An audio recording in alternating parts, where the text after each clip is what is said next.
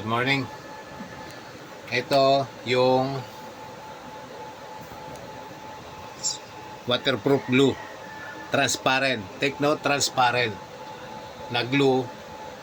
Ito, maraming pinagagamitan ito, pero sa ngayon ang gagamitan natin ay mga basag na solar panels. So, hindi pa po tapos ang buhay ng solar panel na basag. Una-una, para naman hindi sayang trabaho nyo, measure nyo muna ang kung gumagana pa. So kung may voltage pang nababasa, ibig sabihin gumagana pa siya. Ang kailangan nyo lang ngayon, protection doon sa solar panel para magtagal naman. Kaya lagyan ng ganito ng glue na transparent para makakasaga pa rin ng energy. Ayan, ganyan. So second coating na ito, nilagyan ko na ito ng first coating kagabi. Para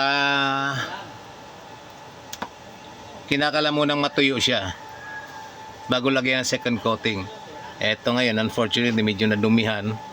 Pero okay lang, ano lang naman to. Hindi naman masilan yung gagawin, hindi naman to sasakyan eh. So, ayan, kaya madali na siya ang lagyan. Kasi nalagyan na kagabi. Yan, ito kasi mga gawa nito kung bakit ginagawa ito. Kasi gumagana nga yung panel mo, kaya lang eventually masisira yan dahil sa pag pinasok na tubig yung mismong cells, eventually kakalawangin yung mga connections na yon, itong mga nasa ilalim ng mga para mga wires. So pag kinalawang yan, wala na, maglo-lose connection na siya. So napaka iksi na maging lifespan ng yung solar panel.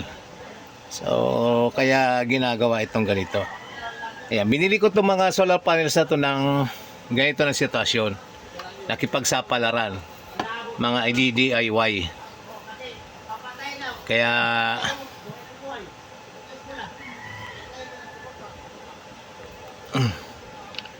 ayan, so dahil sa murang-mura lang naman, eksperimento ako. May mga iba nga dyan na may mga sira yung connections, pero inayos ko na rin lang. Kaya gano'n lang. Kasi ito medyo may kamahalan kung bibili ka ng bago. Kaya nagsapalaran ako ng mga basag. Maski yung mga solar lights ay basag din.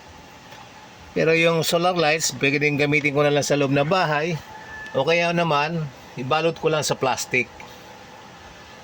Ayan. At ito naman, ito lang naisip ko rin medyo. Meron pa ako actually, mamaya ipakita ko bago, ipakita ko yung thinner na, spray thinner na naman. Pero sinubukan ko medyo, hindi siya kasing transparent dito lang itong glue. Na transparent talaga siya. Madami pa.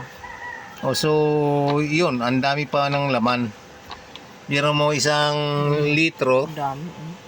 Ang dami-dami yung papaglagyan. And makapal siya at glue nga, kaya talaga magdidikit. Ayan, at a total of 9 pieces itong solar panels na to. Lahat talaga basag. Kaya naman tuwan-tuwa yung naghatid eh. Kasi total basag, wala siya pakialam kung mabasag pa. Joke lang.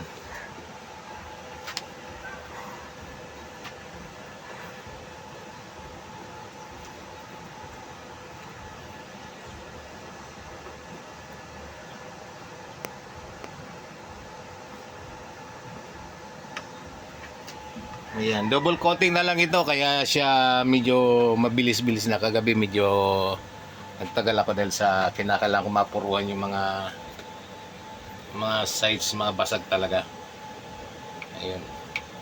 So, ayan, medyo Late na nga ito nagawa dahil nga sa walang tigil yung ulan, tagal magtuyo. Medyo yung sa makapal na part, medyo bilog-bilog pa.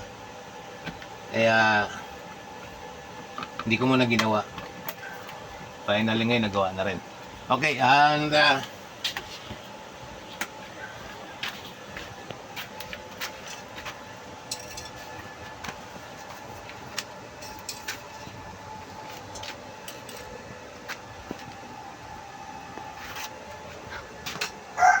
ito yung kasama na in-order ko na pang-spray ng ano din, ng solar panels na basag. Sinubukan ko siya, hindi siya kasing transparent. Ito ay spray paint. Arang ano siya, kaya lang transparent supposedly pero hindi siya kasing ano. Ito sana ang pinaka-basic na ginagamit daw, hindi pa naman ako nag-ayos ng ano ng mga solar panels eh. Pero ito mukhang base sa ano ko, mas okay yung ano, yung glue. So ayun, ito tsaka yun sabay kong in-order. Bawing-bawi kumpara sa bibili ka ng walang basag. So yun lang. That's it. Okay na, salamat.